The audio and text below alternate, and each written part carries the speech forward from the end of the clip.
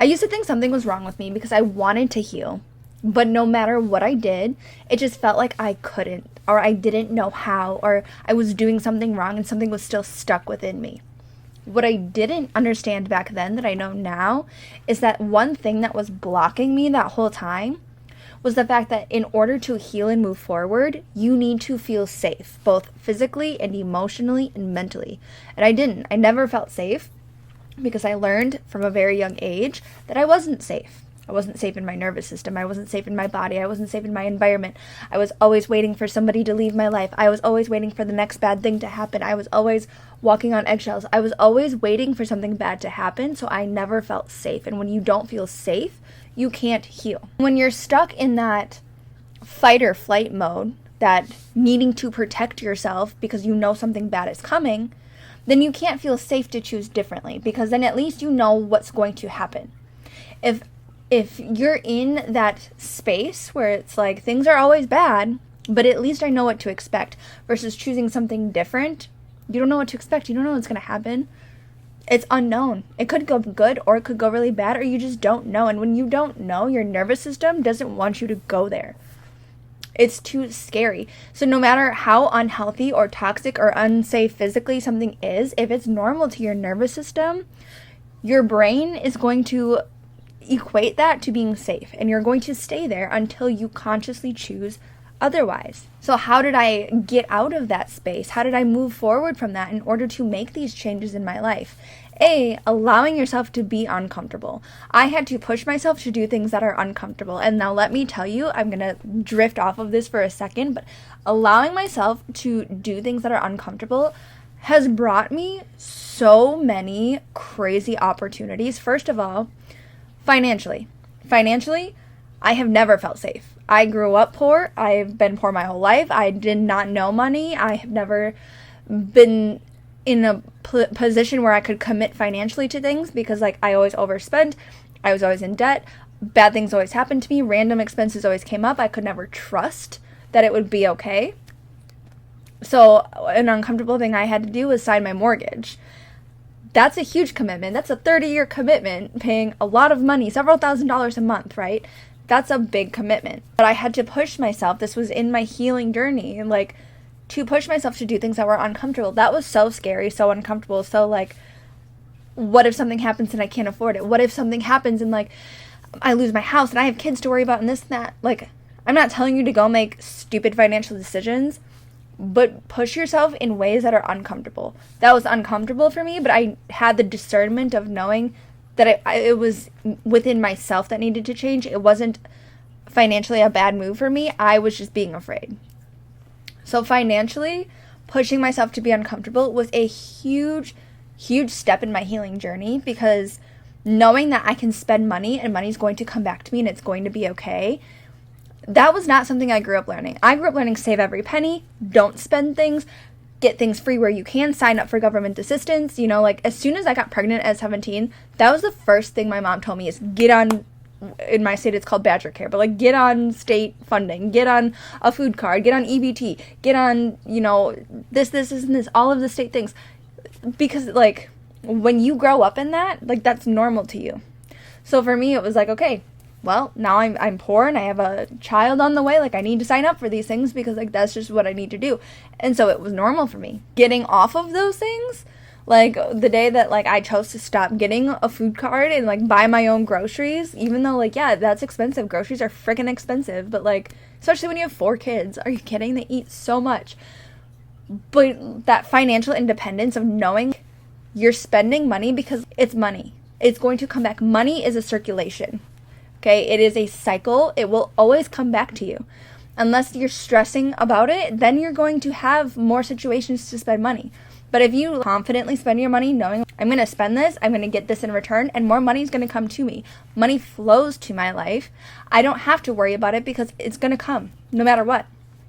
Then money comes in ways that you weren't ready for. Like, different aspects of your life where you receive money that you weren't anticipating start to happen, and, like, it starts to flow a lot easier. But when you're stressed about it, yeah, money is really hard. So when you sit there and say how broke you are, or how hard it is to have money, or how difficult it is to hold on to money, or how everything's so expensive, or how you can't afford things. Oh my God, don't say those things. You're speaking those things into existence. That's the worst thing you could do. And I always caught myself doing that. I was always saying, like, I can't afford that. That's too expensive for me. I don't have the money for that. I don't have the funds for that. I can't afford that. That's not in my budget. I had to stop saying those things in general and tell myself, like, yes, this might be expensive, but I have the money and money's coming back to me. I don't have to worry about it. And again, I'm not telling you to go spend all your money willy-nilly like that. Use discernment. Know what is a smart choice for you and what is not. Practice that discernment of knowing what is right for you to make and what is not right for you to make. But financially, like, that was one of the biggest things that I had to overcome, was being uncomfortable and getting comfortable with spending money and being okay with that, and signing that mortgage commitment and getting my car loan, which that was my second car loan. But still, I didn't think that I was in a position in life to have, these monthly payments, and I had to be okay with that. The other really big one I had to get uncomfortable with was speaking in front of people. Now, this one is not for everybody. Public speaking is like this huge thing. So many people don't like to do it, but like for me, I was always the quietest, most shy person you would ever meet. And in real life, I am very much an introvert. I like to talk to people. I like to meet people. I like conversation. But I'm not the loudest one in the room. I'm not going to be the one that you notice in the room talking to I'm not that person. I'm an empath, so like energy very much so exhausts me. So speaking in front of a room full of 100 people, like, that's exhausting to me. But I knew after I went through my domestic violence situation and after I went through my near-death experience, something in my gut, like, told me that that was what I was meant to do, but, like, I did not seek out any of, those opportunities. Sure, I researched, like, what it is to be a speaker and different opportunities and things like that, but I did not reach out to anybody. Like, I didn't look into any of it. I was like, I am not there. I'm not ready. Like, I cannot do that. And then I forgot about it. Circle back a couple months later, that thought popped back into my head of, like, I need to, like, speak and tell my story and, like, connect with other people and, like, show other people that there is a way out and, like, you can be okay. I went to a yoga class and it was me and, like, 4 other people. We had to introduce ourselves in a circle after, and, like, I choked up. I, like, couldn't even introduce myself. So for me to, like, then a month later get this opportunity, like, the domestic violence shelter that I worked with after my incident reached out to me asking me to speak at an event and tell my story. I took it as a sign because I had just the day before had that thought pop back into my head of, like, I want to be a speaker, I want to talk, I want to, like, tell my story and share and educate and help other people who have gone through these things or who are going through these things or who need guidance or who could resonate with my story. So the fact that she reached out to me a day later, I did it. And, like, I was so nervous. I was so scared. I was so terrified, right? Like, that was so scary. But when I did it, it felt so good. Obviously, for it being my first public speaking event, like, I was nervous and I, didn't have the stage presence that I wanted and I could have done better and this and that. But, like, everyone that came up to me, nobody knew it was my first time speaking. Like, when I said that, people were so shocked. They did not believe me at all when I said that was my first time publicly speaking. And I knew, like, in my gut when it, like, even halfway through it, like, while I was doing it, I was like, this is what I want to be doing. Like, this is it. I could see the difference I was making in these people's mindset as they were watching me. I was seeing that I was connecting with people. I was seeing that I was resonating with people. Like, I could see how much it really, truly affected people. And that's what I want to do. That's the difference I want to make. So I was, like, riding this high of, like, that was incredible. That was amazing. Like, I love it. Left it at that. A couple weeks later, like, this lady that I've never heard of invited me to apply for TEDx. Okay. TEDx. Like, talk about 0 to 100, right? So I did, and, like, they want me to go speak. Like, I'm going to speak for TEDx in February. So went 0 to 100. And then after I got that, like, now we're doing fundraising to, like, because, like, TEDx doesn't pay for your flight, and it's in Scotland, and I'm in Northern America, so, like, we're doing this fundraising and whatever, and, like, I'm working with, I still work with the domestic violence shelter. They actually offered me a position, going to speak at, like, jails and schools and stuff like that, so I'm, like, going to be a facilitator starting in this new year, and the woman there who was very like watching my journey trying to get to Scotland, right? She found another event. Well, she's going to another event on behalf of the shelter, and she asked me to come speak at it in January. So like all of a sudden I have like another event I'm speaking at before TEDx even. And then I was talking to her yesterday, and another woman who was at the event that I spoke at last time wants me to speak at their event in September. So now all of these things are happening, and I'm like, okay, so I stepped out of my comfort zone and did something that scared the shit out of me. I was terrified. I was shaking. I was like so anxious beforehand. I could not breathe. I was so afraid. I was the last speaker, so I had to watch everybody else go up, and like those people had all spoken before, and like they weren't giving a full presentation like I was. Like, they were just saying their thank yous. Like, I had to give this 20-minute spiel. It was crazy. But I went from, like, that to, like, all of this unfolding. And I'm like, once you decide, like, this is what I want to do, and you do the uncomfortable thing, that's when life can flow to you. And that's when everything can fall into place for you. But until you do that, like, when you're still denying it to yourself, and you're still like, oh, no, that's too scary for me. I can't do it. I can't do that. That's too much. When you're still like telling yourself that it's too much for you, too scary, too uncomfortable, too out of your comfort zone, too whatever, then you're blocking these things from coming into your life. Like, had I not said yes to that first event, that speaking event that kickstarted all of this, had I been like, oh no, I can't speak in front of people, I'm too uncomfortable, that's scary, I'm not ready for that yet. Like, had I said no, I would not be going to Scotland right now. Are you kidding? Like, I don't know how the lady found me, mind you, but like, either way, like, my speaking career would not have taken off had I not said yes to the uncomfortable thing and done the uncomfortable thing. And I could have backed out. They asked me in August, and it was in November, so like, I had plenty of time to say, I'm too scared, never mind, I don't want to do it. And I'm going to let you in on a little secret. I procrastinated the shit out of that. I did not start preparing for it until like the last month. And I ended up making a whole presentation. So if I can give you any advice, as hard as it is, the most successful people, the secret is pushing yourself to do the uncomfortable thing. Don't stress about it. What is it? Is if you're publicly speaking, 20 minutes of being uncomfortable, and if you break it down and do the research, the first 10 seconds is the hard part. Once you're up there doing it, it's all fine. It's that first initial, like, greeting the audience and taking in the audience and reading the audience and, like, getting your footing on the stage. That's the hard part. Then you're fine. All you really need when you're doing these uncomfortable things is a few minutes of being brave. A couple minutes, a couple seconds, a couple moments of being brave, and you will change your life. But if you continue to sit where you are comfortable and where you are still doing the same things that you've always done, and you're still afraid to try these things because it's too much for you, too scary for you, too whatever, you're not going to do anything with your life. You're not going to be able to change anything. You can't expect your life to take off and do these great things that you want if you're not willing to do the scary thing. You get rewarded for doing those things, but you need to have the balls to go out there and fight for it.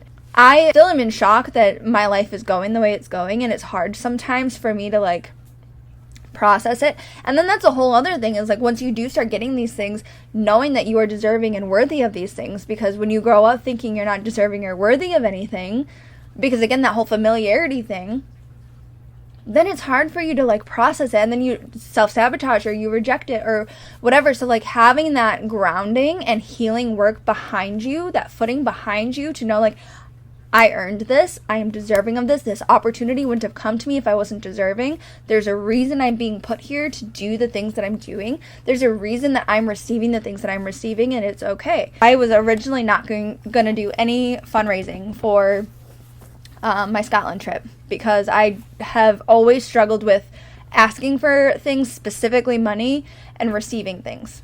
Like receiving gifts, receiving compliments. I've always struggled with that. I've been so independent, and I've been so, like, I can do it myself. We don't accept things. Like, I don't know. There's some shit in my childhood that caused that, but, like, some stuff that I have to work through. I was just going to try to, like, pick up extra shifts and save up this couple $1,000s that I need in order to get there.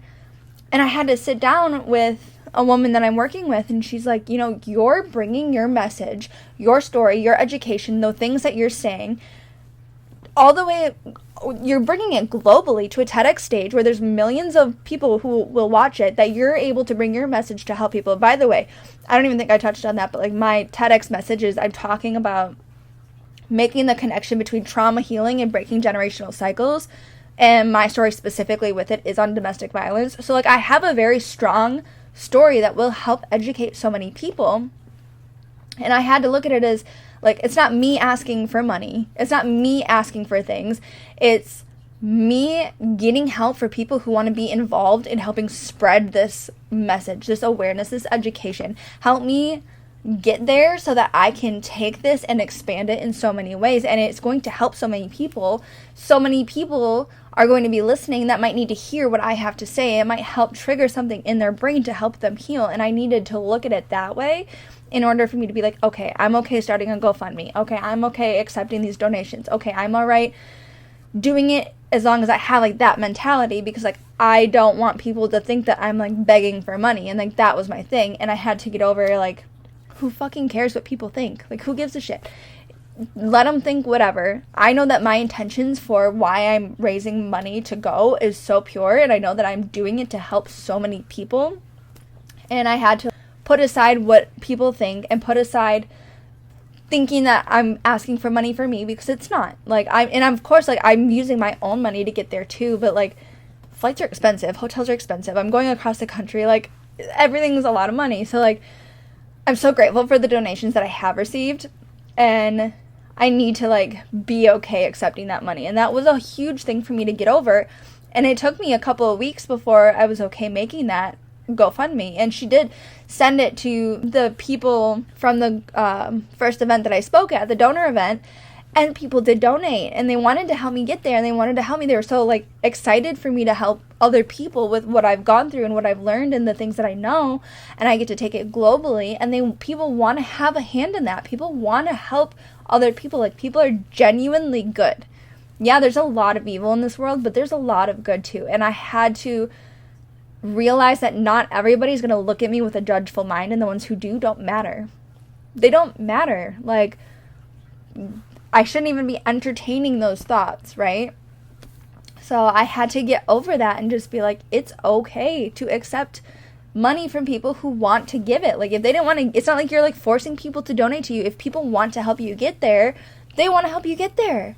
If people want to help you, let them help you. That was the other thing. It's like, my whole life, I've never accepted help cleaning my house, taking care of my kids, like at work. It's like, it's okay, don't stress yourself. I'll do it. I'll do the job of 3 people as long as you're comfortable. Like, don't do that. If somebody's offering, they're offering for a reason, and let them help you. That I had to come to terms with myself recently, and this one was really just like a kick in the face, because like, I hate being wrong. I think a lot of us can relate to that. I'm very self-aware, so like, I know that when I'm wrong, like, it sucks. I will admit when I'm wrong, but I'm better with being wrong to other people than I am with myself. So I had quit my job of 10 years, and my main, I originally didn't want to quit that job until my coaching career was taking off and I could afford to do it. But something in my gut was telling me like it was time to go.